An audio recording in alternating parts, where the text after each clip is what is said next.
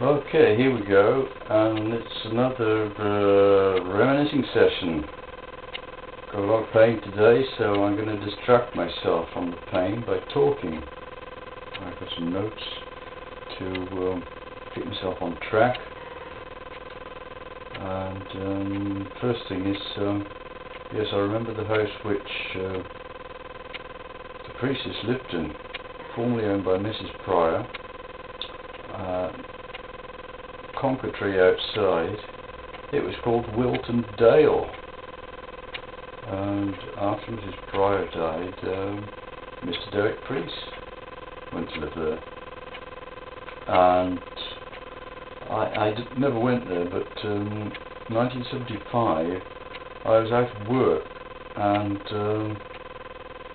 didn't know what to do really, so my dad found me a job at Bridgestow Church cutting the grass in the graveyard. His friend Tom Bond also offered me the opportunity to do a bit of gardening with him, and Tom Bond met me one day at Wilton Dale. There was a large garden there, and he set about getting me to do some weeding. And well, really, I don't know a weed from a healthy plant, to be honest with you. And after about an hour of weeding, Tom came up to me and just to check on my work, and he was horrified because I'd removed some good plants that they were growing. I don't know whether it was a vegetable or something. I was convinced that I would not make a career change into gardening. Well, that's going ahead to 1975, but going way back until I was a boy, one memory is from Mrs. Cook's place. Mr. Cook was there in the front room, and Robert and I were there. Must have been quite young, under 5, and Robert said, "Watch this, I'm going to do some mountain climbing." And he started off with his father's feet. His father was sitting in his chair watching the TV, and Robert clambered up, going from the feet up the legs and then up under the trunk and climbing over his head. And God, Mr. Cook was saying, no, get off. And when he finished, Robert said, "Do you want to have a go, Martin?" And I had a go. And I thought, wow, this is amazing. My dad was 52 years old. He would never have, no, at that point he would have been 55 plus. He would never have allowed me to climb over him. So I took my opportunity, and he stopped me when I got about halfway up. That was kind of mountain climbing memory. My mum, she knew that we were often out in the orchard playing in the caravan site, and she got tired of us going around a long way, and she would have to look for us when it was meal time.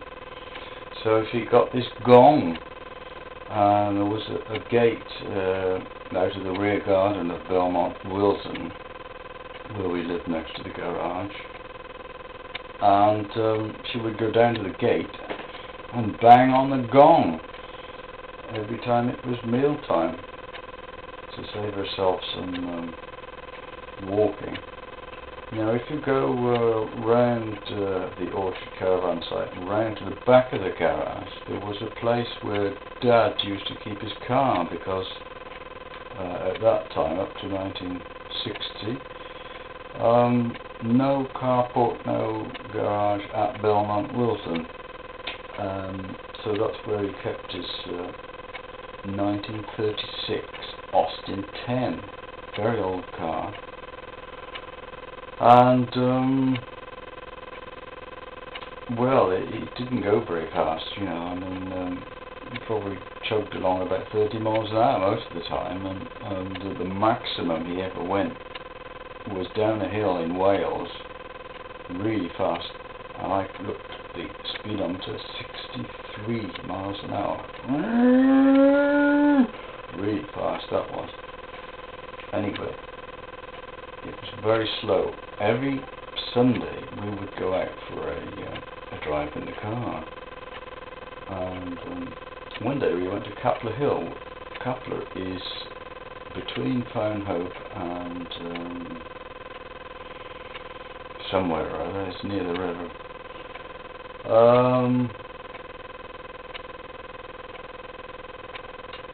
We went down through the gears. I was sitting in the front. David and Mum were sitting in the back. Dad was driving. Fumes were coming out of the car because it was under great strain to get up this steep hill. I despaired more and more as we slowed down more and more, almost to a standstill, and I put my hand on the dashboard and I was starting to cry. And they said, "Martin, what's wrong? What's wrong? Are you feeling ill or sick or what? Is it the fumes?" I said, no, we're going to stop and roll back down the hill. So they all thought it was very funny, of course. We did get to the top of the hill in first gear at about 5 miles an hour. But we never went to Capler again.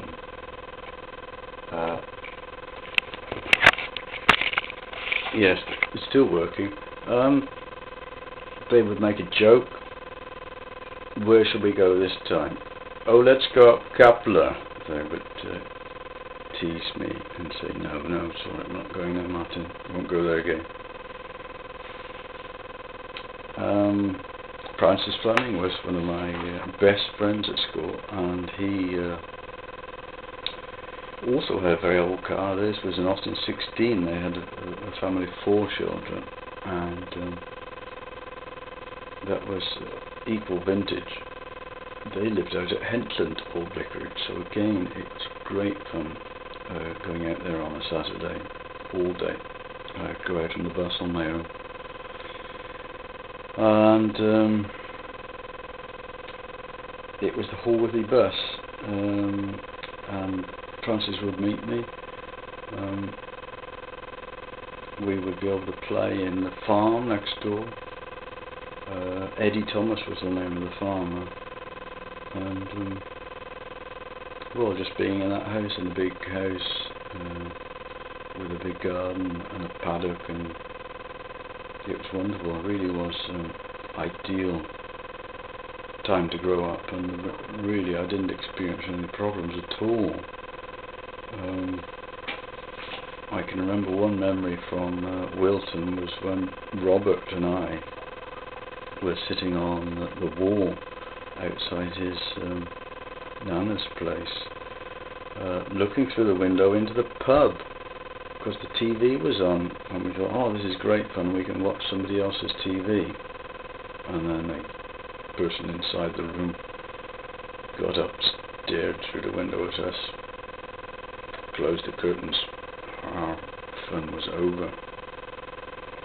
But I really don't remember feeling unhappy. I have no idea where the later unhappiness that came 15, 16 years old. It didn't appear to have any roots in childhood at all. I can't think of any traumatic events until I was about 11 or 12. That was when I ran away from home, because my dad, by that time we'd moved up to Maryville, and I didn't like it very much. I kept cycling back to Bridgestone on the weekends because I didn't really make any friends in my new home. Unfortunately, teamed up with Richard Brain, who lived in Bridgestone. But my dad did become an ogre. He was a monster sometimes. One night when I finished my art homework, I'd done a still life study of my slipper, my bedroom slipper, And although I was no good at art, I had no confidence, but I did it, I completed it. The paintbrush and the water were on the table. Mum had gone out. Dad barged into the room. Tidy up this room, it's a mess. And he swept his hand across the table, knocked down the water, which spilled all over my beautiful painting, Cibber. And that made me so angry that I got up, I got onto my bike, and I cycled away. I said, I'm leaving this place. I cycled all the way to Hereford. And wow, did it get cold. I remember looking through the window of a TV shop and watching Zcast, but I was very disappointed that I couldn't hear it. I could just see the pictures. And I thought, no, I'm sticking to this, I'm leaving.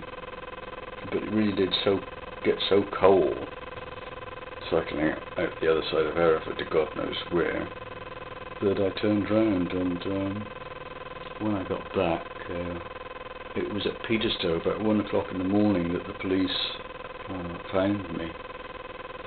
And I left the bicycle at the Peterstowe bakery while the policeman took me back home in the car. Mum was waiting, and of course Dad had gone to bed, and in the morning he didn't say a word. In fact, he didn't say a word for several days. He was in one of his stinking moods. Well, there we are. I suppose that I probably inherited that tendency genetically to get into a stinking mood, because that's how I am quite often these days. Okay, that's enough moaning and groaning. My film is over.